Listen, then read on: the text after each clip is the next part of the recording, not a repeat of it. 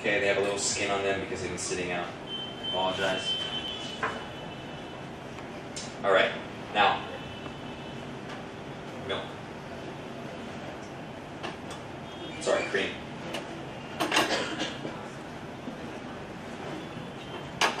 So notice I'm not cleaning this pot. I don't need to. It just had cream in it. So why am I going to clean it? Why are you going to turn on?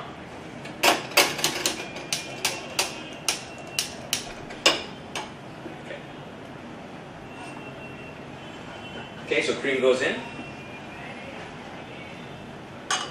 Cream sticks to the bottom. Okay, so it looks like, for the sake of this demonstration, we're using almond cream. And you can tell that's almond cream because of this weird mess that's going on. And actually, I'm glad that my guys did that because normally we wouldn't use that, but you can use it. You can use it. I don't like to use it. We have it mainly for things that don't require that real flavor of cream. This dish does, so you can, but almond cream is really just stabilized vegetable fats and milk solids. It's kind of this weird product. It's not really what I consider cream. Okay, so if you can't get the imported cream, you can use this. But I wouldn't really suggest it. Okay, but it works. You know, it works. It has the viscosity that you need to create ganaches and things like that. And actually, you know, it works pretty well with panna cotta. It works pretty well with panna cotta. If you ever make those, it's not bad. It's just, for me, not the ideal product, but it's okay. Okay. They use like carrageenan and all kinds of different stabilizers to keep the emulsion with the blah blah blah. Okay. So we don't want to boil this, okay? But we do want to warm it up. All right. Then we're gonna add our sugar to melt it up. Okay. Okay. If it gets too hot, you know what's really funny is I see people that are just starting out cooking, and I see them watching things burn on the stove. You ever done that at home? It's burning! So you just remove it. I just noticed it was getting a little bit too hot and I'm talking, and I don't want to scald it. So you can always just leave it on. It's not going anywhere. Okay, corn syrup. Okay, like I said. Okay, it really improves the texture of the dish. You don't have to. You don't have to use it. But I like to. Okay. If you want it, you could throw a vanilla bean in at this time. Yeah, you could. We don't, but you could. It's just not the flavor that I'm looking for. That's all. Okay? We serve it typically with a coffee ice cream. Okay? And vanilla and coffee does go very well. But I have very specific flavors that I want to deliver to the guest, to the mouth of the guest. Okay, but you could do whatever you want. You could put orange. Orange zest would be really good. You know, chocolate and orange. Okay, passion fruit. Okay, you just want to be careful. Whatever you add, don't put too much liquid in. Okay, just flavoring. You know, you could put coffee extract. You know, maybe we should. Maybe we will. After this, write that down. Okay. Okay, take your egg yolks, whisk them up. Okay. Now we're about to do what we call tempering. Okay. Can I have a bowl and a strainer? Thank you. Okay. If I just put these directly in, what am I going to have on the bourgeois, right? Sweet on the bourgeois.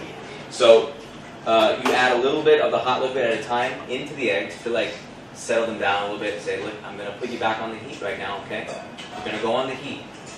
Is that okay with you? So it's like a slow introduction of heat, okay?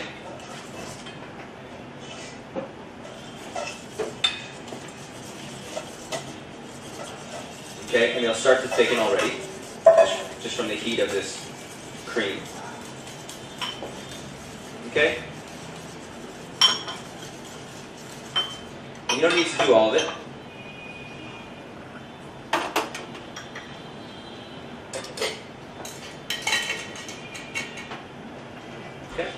then we're going to add this back in. Now, it's very important that you have a heat-resistant spatula for this, because, especially if you're using a thin pan, the bottom is going to curdle. Okay? So you take your spatula, and you're consistently rubbing it and scraping the bottom. Okay? You guys see what's going on in there? Okay? There's a little piece of egg. That's just the skin from the yolk that didn't incorporate. But you'll see that doesn't really matter because I'm going to strain it all out. Even if you scramble it a little bit, I won't tell anybody. Okay? I won't tell your guests. Okay? Because you're going to strain it. Okay? The only problem is, be careful with that, because then you're going to have eggy taste. That's key. Okay? Anytime you get above about 70 degrees centigrade, egg taste. Egg taste. Okay? But maybe that's what you want. Heston Blumenthal, he makes bacon and eggs, ice cream, right?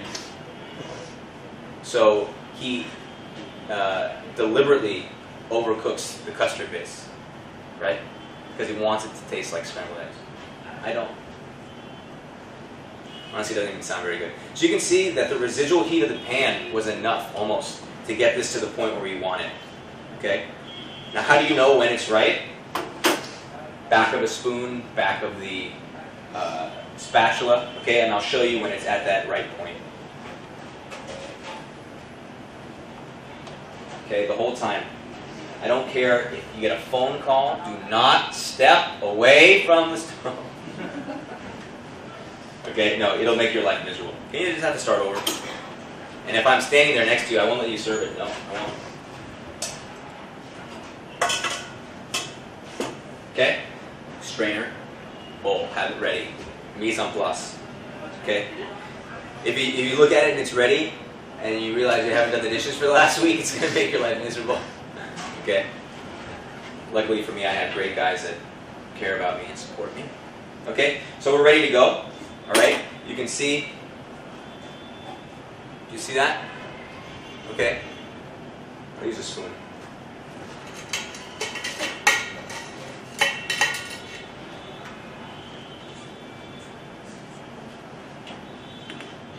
Okay, back of a spoon. Okay, it's a little chunky because I was talking to you guys, but you can just see this. Okay? Do you see? It's ready to go. I'm going to strain it. Tastes wonderful. Okay, like I said, do as I say, not as I do.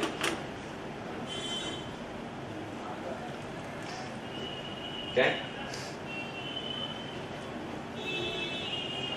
If you have a thick bottom pan, it makes a lot of difference because it transfers the heat more evenly. Okay? So you can see I have a little chunk in there. Okay, so I'm bad. Not so good. But that's okay. We strained it out now. It's nice and smooth. No big deal.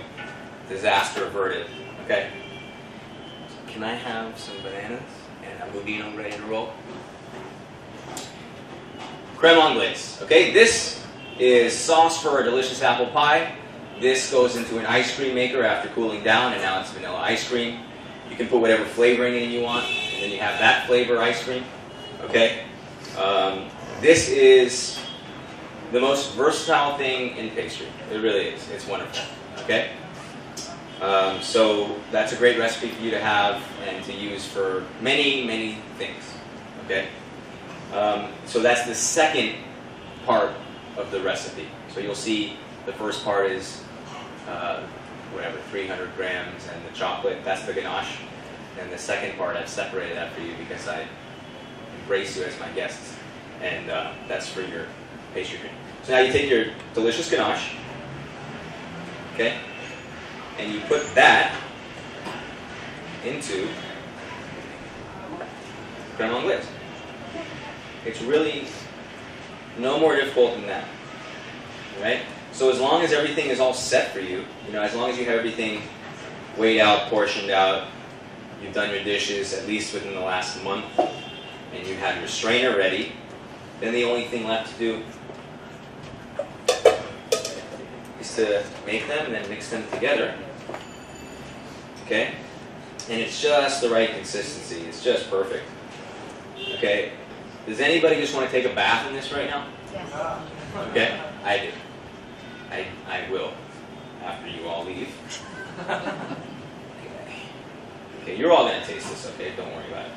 And I promise that the one made for you was not curdled or improperly made. I didn't bathe in it, that's for sure. Okay? Now, what's great about this is that you can do any number of things with this. Okay? This is the coolest substance known to man. In fact, this should be like on the periodic table of elements. Yeah. Okay, it came down from a meteor however long ago. Okay, so you guys see this now? See it? Okay, really kind of gloopy and nice. Okay, if I put this into a ramekin,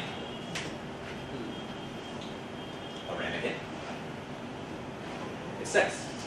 Okay, it's a pudding. Nice, delicious. Okay, or I can set it into a container, and then I can scoop it out with an ice cream scoop and serve it. You know, if I don't want to take up a ton of space in my refrigerator, you know, with 700 different things, and I don't even have enough ramekins. And oh my God, I don't want to go to like, you know, buy more ramekins. They're my in-laws. I don't even like them. You know, whatever. You know, whatever it is. Just put it in a container, set it. It takes some time, and then scoop it out. You know, I'm just letting you in my house. I don't really like you. Here's a scoop of chocolate, whatever. Okay? There you go. Let's save that. We'll use that for staff. I'll bathe in it later. I have a couple of questions. Yes, please. So one is the straining that you did before mixing the chocolate. Mm-hmm. But I think the recipe calls for it after mixing. Is there a difference? No, there's not. Because the chocolate's not going to have any lumps in it. Okay? If you want, you can. You know, I guess that would ensure that the final product is absolutely smooth. But I noticed that the chocolate was perfectly smooth. The point is you want to melt all the chocolate. Okay? And I guess that would be the reason to strain it afterwards. But for me, the biggest concern with straining is the little curds you guys saw. Okay, it's a good example of what never, ever, ever to do. Okay, I should fire myself. Pato, you need a new chef? Okay. He's like, all right. Salt? The other one, yeah, was salt. Yes, sorry, I did not. Okay, but you will. All right. The reason is the salt, it's not making it salty, okay? But it is really enhancing the flavor of the chocolate, okay? So yes, do as I say, not as I do. Add the chocolate, okay? And just a little bit. You don't need enough to like taste salt or anything. It's not like a, you know, savory dish.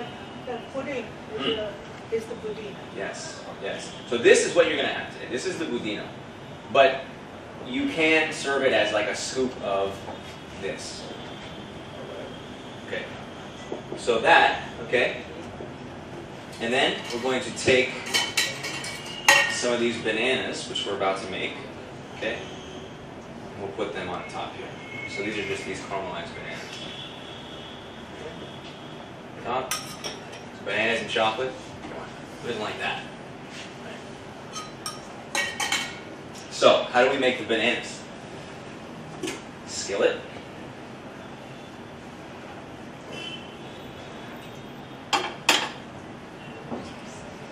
This is another great recipe. Anyone like bananas Foster? You heard of that? Okay. It has rum. That's the only difference. It's this recipe, add rum. Apparently I was the second person to do that. But so now I don't trust myself with flambe, and I just do bananas. Okay. We use demerara sugar a lot. I like the flavor of it. You can use whatever you want. Okay. 2 juices, orange and lemon. Okay. Lemon has acidity. Orange has flavor for me. They both obviously have acidity, but I just think that having both juices is important. Okay. Butter. Okay. Butter is important.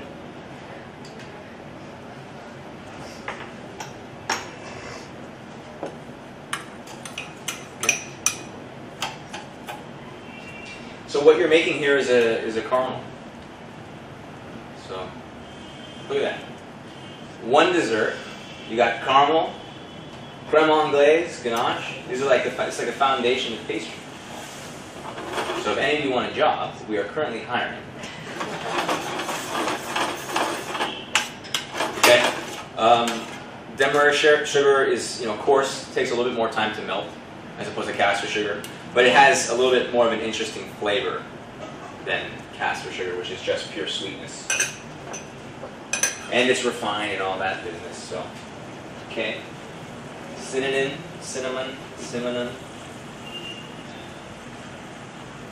Okay. Oh, that was the other fun thing when we were doing the flambe. Is when the flame went up, then you take a like the cinnamon and it like shoots sparks everywhere. But sometimes you would like do the cinnamon and then it would land on a guest. Can you show us how you do that? Can you show us how you do that? The flambe? The sparks. Oh yeah. Can you get me? Do we have any cinnamon powder down there? Yes. Yeah, give me a little bit.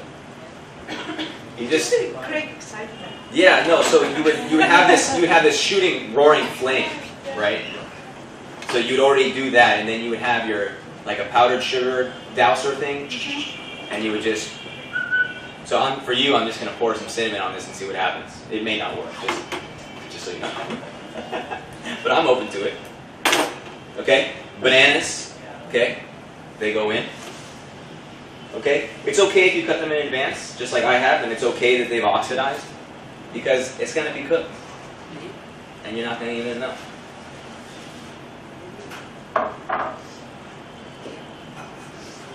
Okay, so I don't like mushy bananas. That's not really my bag, but they do need to be soft, and they take on this kind of nice, almost like translucency when they're cooked properly. This I would add a little salt to, a little. I'll put the salt that I didn't put in the budino, in the bananas.